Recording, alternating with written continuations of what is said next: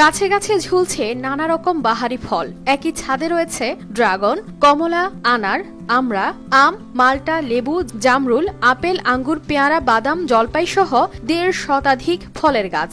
এছাড়াও রয়েছে টমেটো, মরিচ, এলাচ, লবঙ্গ, তেজপাতা, দারুচিনি সহ নানা জাতের সবজি ও মশলা পণ্যের গাছ। এমন চোখ জুড়ানো সবুজ ছাদ বাগান গড়ে তাক লাগিয়েছেন গৃহিণী নার্গিস পারভীন। এগুলো আমি শখের বসে লাগিয়েছি এবং ছাদটাকে ঠান্ডা রাখার জন্য মূলত ব্যবস্থা নেওয়া, তাতে বাড়িটাও ঠান্ডা থাকে, আমার ফরমালিন মুক্ত ফল পাচ্ছি। আবার ফুলগুলো আমার খুব পছন্দের, আমি নিজ হাতে সব লাগিয়েছি।